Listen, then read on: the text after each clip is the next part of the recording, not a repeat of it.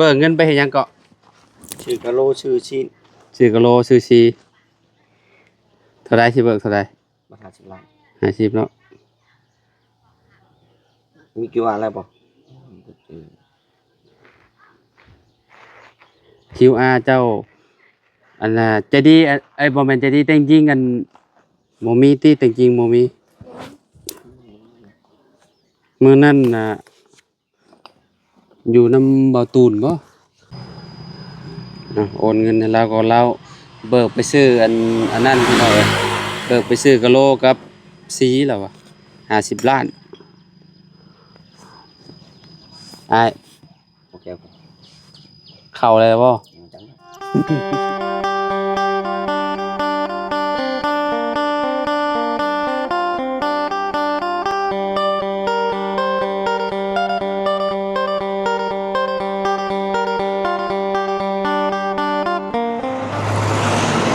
กราบสบายดีสวัสดีพ่อแม่พี่น้อง FC เบิร์ดสุขุสุคนเนาะบ่ว่าสิอยู่ในและกระต่างประเทศพี่น้องมาพบมาพอเนาะกำเฮาคือเก่าพี่น้องเนาะมื้อนี้พี่น้องก็เข้ามาทางบ้านน้องเต็งจริงเนาะมาอัปเดตเฮือนให้พ่อแม่พี่น้อง FC เบิ่งนํกันพี่น้องเนาะทางสร้างเพิ่นก็เฮ็ดไปได้หลายเติบพอสมควรแล้วพี่น้องเนาะเอ้าไปเบิ่งไปชมกันอยู่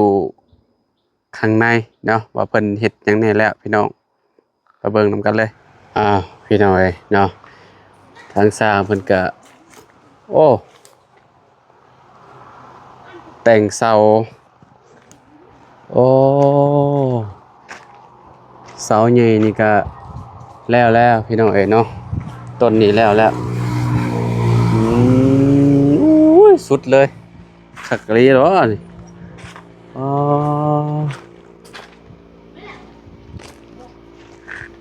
ตัวนั้นแล้วตัวนั้นก็ได้เนาะสวัสดีตู้ตัวนี้ยังบ่แล้วแต่ขออนุญาตเลยใช่เราเบิ่งก่อนแปลงผมเช้านี้แล้วเนาะแล้วงามเนาะ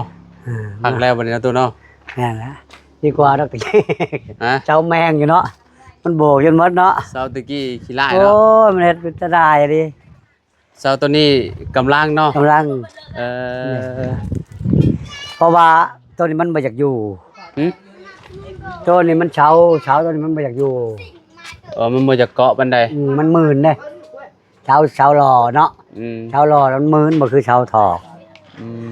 เช้ารอมันรอเฮ็ดมื่นอีกตัวนี้ด้วยตัวนี้เนาะไปดูนึกว่าจานดูเช้านี่มันมื่นฝั่งนี้ยังต้องเห็ดเสาออกมาอีกเช้า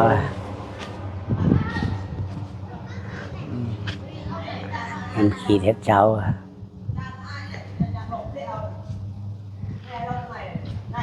สร้างว่าน่าสร้างมาบ่มาลาบ่เห็ดอยู่ฝั่งนั้นแล้วว่ายังไงเราเห็ดยังซะเราเทพื้นเราเทอยู่ในบ่แม่นได้เขาเทแล้วเบิ่งเขาตรวจยังเรายังนอนอยู่กับขามันบ่อันนี้บ่เหยียบแล้วบ่ทันแล้วฮะหมาเหยียบไปแล้วเนาะบ่เหยียบบ่ได้แล้วคนขึ้นเหยียบมันก็เปดบ่เลยอันนี้มันยังว่าเฮ็ดนี่ทอมมันแห้งแล้วสิปูกระโรเด้แห้งก่อนสีอันนี้มันแห้งก่อนจะมาทามันว่ายังบ่แห้งครับมันบ่จักดูดนั่นนะคักเลยเนาะในห้องก็ได้แล้วบ่แล้วแหละเทแล้วแหละต้องห้องแล้วมันประตูเบิ่งเขาบ่เบิ่งอยู่ในพุ่นบ่เสานี่โหคักเนาะบัดพอเฮ็ดแล้วเป็นมันก็เป็นเสาโซ่อยู่ข้างนอกหั่นน่ะพี่น้องเอ้ยเนาะทางหน้าก็แล้วเรียบร้อยแล้วงามแล้วเนาะทางหน้าเนาะเสาเฮือนประตูนี่สุดยอดเลยบาดงามอันนี้ก็เป็นเสาใหญ่เลยคักๆหากระถอกเสานี้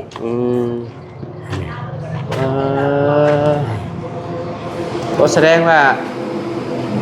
เนาะแสดงว่าอันนี้จังน้อยนี่ก็แล้วนี่เนาะแล้วมันให้แล้วทั้งหน้าเลยเนาะทั้งหน้าก็แล้วเนาะอันนี้ก็แล้วเรียบร้อยเนาะยังปูกะโลเท่านั้นแหละมันแห้งจะมาปูกะโลเนาะ โอ้ไวผูกหัวหน้ามาเลย นี่ เออ ยังก็แล้ว เออเฮ็ดผู้เดียวเลยจ้ะเนาะเป็นบ่เล่าอันนั้นผู้เดียวแล้วบ่ แล้วครู สบายดีนะ ลูกน้องมาทอกเนี่ย แล้วเลยนี่เนาะ ปรับให้กะโลอีก บ่อันมื้อนี้เทหั่นน่ะอยู่นอกแล้วบ่เลยเนาะปูกะโลเจ้าบ่เป็นคนปูเลยว่าลูกน้องเจ้า มันคือลองเกลือไปได้ อืม พูดเลยมัน เมื่อวานนี่ว่าสิขึ้นอยู่เฮือนแล้วเมื่อวานนี่เมื่อวานนี่ว่า มั สิ นบ่ ขึ้น ทันยังเนาะ อันบ่ทันบ่ได้บัดนี้ไปเบิ่งเลิกแล้ว ทางยาคูเพิ่นว่าขึ้นวันที่21ได้เด้อว่าซั่นสิทันบ่วันที่21 ที่ช่วย บ่ทันกับปูกะโลก่อนก็บ่เป็นหยังซุมเฮาจะขึ้นแบบ กะโลอะไร ฮะ ชีพบอก ทาสีก่อนบ่ เรื่องกะโล กับบ่เป็นหยังเพราะว่า ผู้ชา อั ย นนั้น สบาย บ่เอากะ ผู้ชายเอาเนาะ สมมุติว่าอ้ายเพิ่นว่าบ่ทันเฮาก็ขึ้นเอามือเอาเลิกเอางาม ขึ้นเอามือ เพราะว่าเราอันเราปูนี่ได้ พู เด้ ดแล้ววัด เราอันเทพื้นเรียบร้อยแล้วเด้เนาะมีแต่เฮาอันน่ะขึ้นเอามืองามมันเนาะอืม เดี๋ยวเอามืองามขึ้นก่อน เอามืองามมัน กินข้าวคือแบบนี้อาชีพใด ให้มันแห้งจนขาวหมดแล้วว่าสิมังจังมาทาสี มันบ่อยากเกาะบ่ มันบ่ มาทาชีพแล้วมันออกหมดเลย อ๋อเฮาต้องทาไอ้ห้องพื้นก็ได้เนาะ หมอหอบขึ้นกันแล้วก็ได้นะ ห้องพื้นก็บ่ได้บ่มันบ่ได้บ่ แข่งแข่งลูกกอง อืม ออก ให้มันแห้งก่อนเนาะ ชูบอกได้หลายพี่เดี๋ยวหนึ่งสองพี่ออก เออ แต่มันแห้งคาๆมันดูดเนาะแต่มันดูดสีเข้าในเลยเนาะ มันก็เริ่มแห้งเลยเด้มันเริ่มขาวแล้ว มาชี้หามือแล้วมันก็แดดนะ อืมเพราะว่าอยู่ข้างในเนี่ยมันยังซุ่มอยู่นี่เราเลยนี่มันยังซุ่มอยู่เด้มันยังอันนั้นอยู่ แต่ตัวนี้มันเริ่มแล้วนี่ มันเริ่มแห้งเริ่มหยังแล้วมันแห้งทำมันแห้งแบบนี้นะได้เนาะนี่เนาะแห้งแบบนี้เนาะแต่ตัวนี้แห้งแล้วนี่เนาะแห้งแล้วนี่เริ่มโอเคแล้วแต่อยู่ข้างในห้องมันโบถึกแสงเด้มันก็ยังเปียกอยู่พอดีมันกระหู้อยู่ว่ามันแบบมันเป็นแบบมุนๆนะแบบว่ามันมีละอองน้ำอยู่ข้างในนะพี่น้องเอ้ยเนาะไม่ใช่อันลูกน้องเจ้ามาจะค้นมันนี่ ถ่ายเขาเลย หาคนแต่6ทั้งเมียเจ้า มา6คนเลยบ่มัน คนลาว3เวียด2 อันนี้แล้วอันนั้นเองบ่เลิกผู้เดียวแล้วบ่ ลูกน้องเราเฮ็ดน้ ลูกน้องนำ ำแต่ผู้มาเราจับระดับแล้วหายลูกน้องเรามาชุกมาทอกบัดนี้ โอเคประเทศนี้เข้าไปก็ถือว่าแบบอันนั้นแหละพี่ดอยเนาะ มันจากเฮกตาโลทั้งมือหนักกว่าเฮกตาโลอย่างเบื้อนทาชีพเบื้อนอนามัยเนี่ย บ่แล้วทาสีก่อนแล้วจะปูกะโลเนาะมันจะเงินอันนั้นบ่มันบ่งามเด้ครับบ่อันนั้น ทาชีก่อนก็ได้ผู้ชาดเอา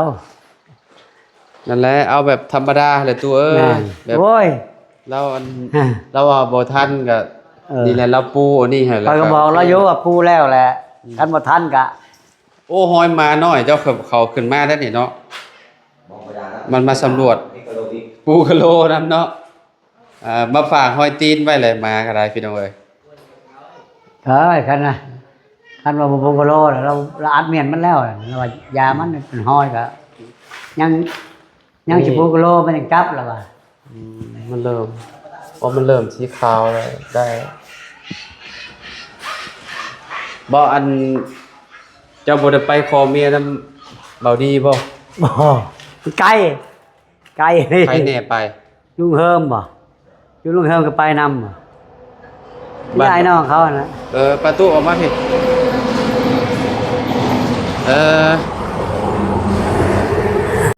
มาเอาไว้เอาสบายดีล่ะ เป็นมือกล้องให้ระบาวเลยเดี๋ยวโอนเงินให้ทางอ้ายเพิ่นก่อนมาคิวมาอ้ายสิเบิกเงินไปเฮ็ดหยังเกาะ ชื่อกะโลชื่อชิ้น ซื้อกะโลซื้อซีเท่าใดสิเบิกเท่าใด มาทาชิบล้าน 50เนาะ มีกี่วันแล้วบอก QR เจ้าอันน่ะใจดีไอ้บ่แม่นใจดีแต่งจริงกันบ่มีติแต่งจริงบ่มี มื้อนั้นน่ะอยู่นำเบาตูนบ่เดี๋ยวให้เราค้นหาก่อน ว่าคืออันนี้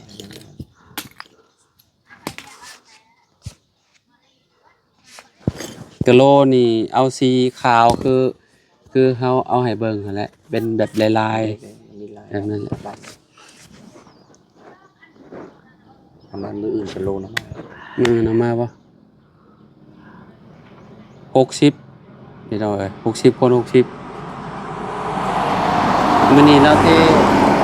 อยู่นี่แล้วอยู่ด้านนอกกันแล้ว ช่วงไหนเจ้าล่ะ มา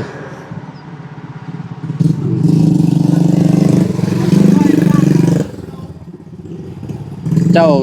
บ่มีการค้าบ่ ก็บ่มีปัญหา มีแต่ ปัญหาอะไรเฮ็ดยาก บ่ได้ไปเปิดแนวบ่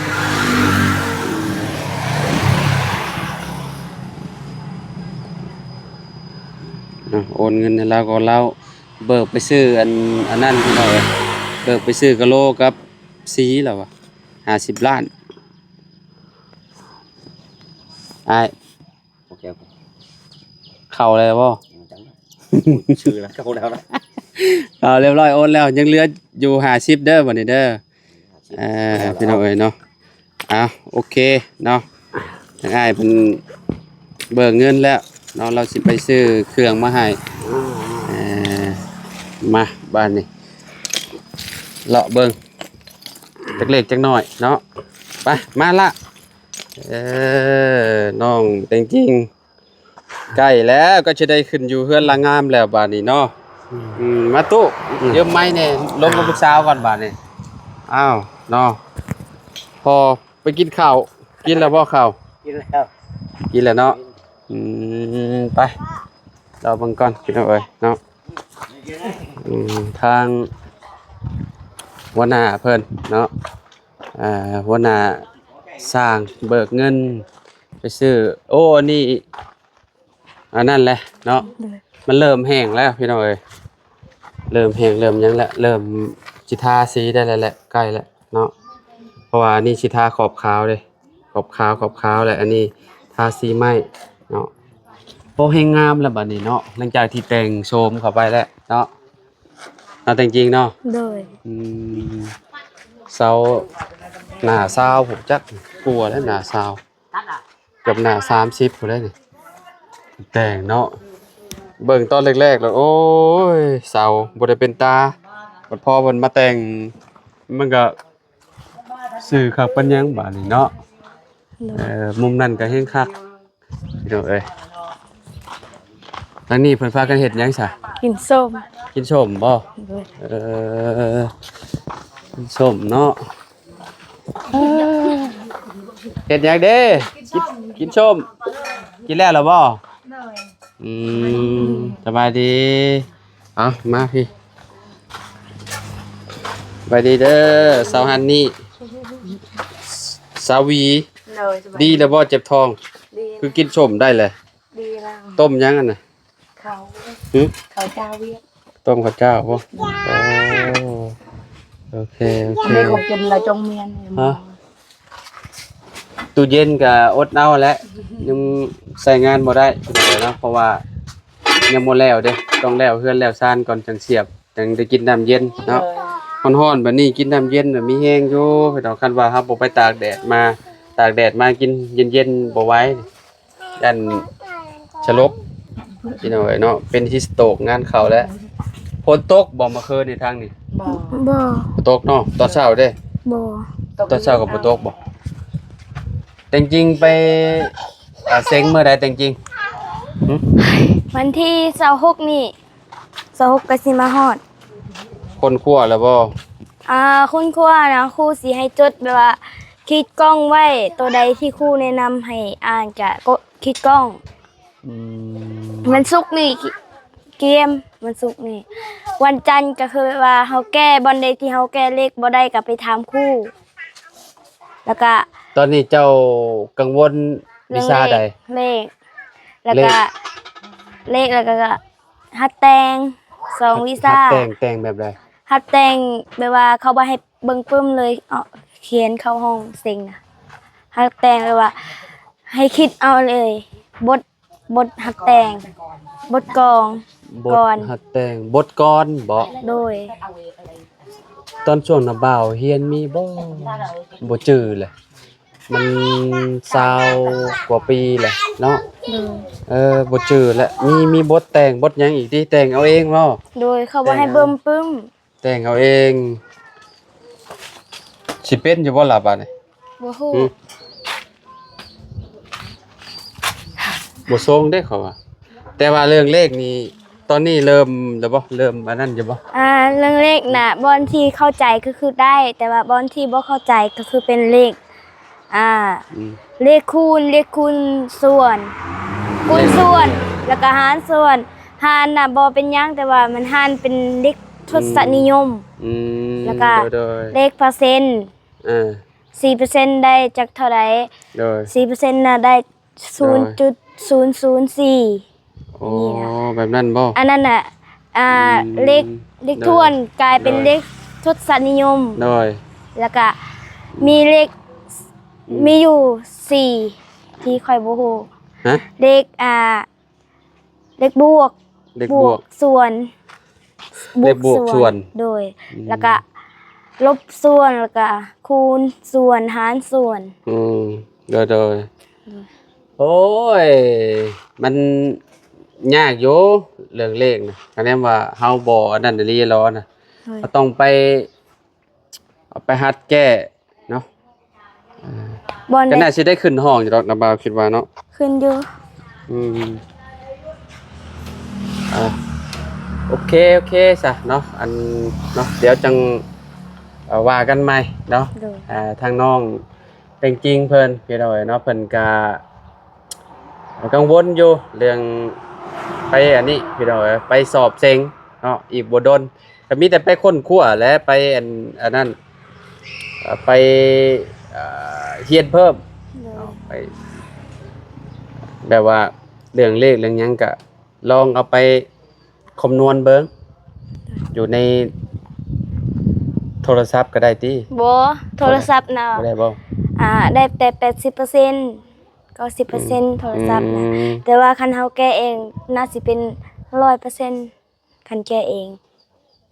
คือแบบใดอัน แบบว่าในโทรศัพท์น่ะให้ AI แก้ให้น่ะมันสิบ่ถึกหน่อยนึง แม่นบ่ โดย ถ้าเฮาแก้เองเฮงบ่ถึก โดยคันเอาไปโทรศัพท์นี่เขาบ่ให้เอาเข้าในโทรศัพท์เลยโทร มัน ศัพ ให้ ท์คันเอาไปก็เขาก็ยึดเอา แม่นแหละ ปึ้มเขาก็ ช่วงเฮาเข้าไปอันเซ็งน่ะเพิ่นสิบ่ให้ถืออิหยังเข้าไปสักอย่างเนาะ แม่นมีแต่ยัง มี ลึก คิดด้วยสมองตัวเอง โดยมีแต่ยังลึกแล้วก็มิก ยังลึก ซ กับ อ มิกซอเนาะ โดย แล้วก็ปึ้มนี่เขาบ่ให้เบิ่งเลย อืม ปึ้มอ่านน่ะ โดย เขาสิให้เบิ่งแต่ช่วงที่พักผ่อน โอ้ แล้วก็ช่วงที่เฮาไปฮอดแล้วเขาก็ให้เบิ่งเลย เขาก็แจ้งอยู่เลยว่าเขาห้องเซ็งเด้อเฮาก็ใกล้สิเข้าห้องเซ็งเขาว่ายังเหลือแต่10นาทีเฮาก็เบิ่งนี่นะโตะไผโตะมันเจดีก็อยู่คนเดียวเรียนก็อยู่คนเดียวข่อยก็อยู่คนเดียว ไปเซ็งมี3-4 คนเนาะ โดย มีใจดีแน่แล้วก็เลี้ยงแน่แล้วก็ ดาวอน ดาวอนแล้วก็น้องแตงจริงเนาะดาวอนนี่เซ็งขึ้นห้องใด มหนึ่งคือกัน เอาดาวอนกับปห้าคือกัน ป บ่ ห้าแม่นเขาพร้อมกันเลย โดยโอเคซะเนาะเฮือนเพิ่นก็นั่นแหละพี่น้อยเนาะโอ้เทแล้วเทพื้นเทหยังแล้วเหลือแต่ปูกะโลหัวหน้าเพิ่นเบิกเงินไปแล้ว50ล้านเมื่อกี้นี้เนาะเพิ่นสิเอาไปซื้อกะโลแล้วก็ซื้อซีมาให้น้องเต็งจริงเพิ่นอันนี้ห้องน้องเต็งจริงอันนี้เนาะก้อนนี่ยังเพิ่นก็ใส่แล้วนี่เรียบร้อยลูกก้อนพี่น้อยเนาะ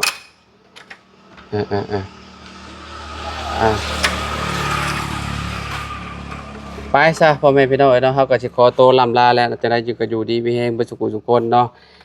มื้อขึ้นเทือนใหม่น้องจริงๆกับวันที่21เนาะ ขึ้นเอามือเอายามเอาเลิกงามยามดีเนาะขึ้นบ้านใหม่ใส่หญ้าเต็มเนาะโอเคไปพบกันใหม่คลิปไหนพี่น้องอยู่ดีมีแฮงบ่ทุกคนขอบคุณหลายๆที่ติดตามเด้อพี่น้องพบกันเนาะสบายดี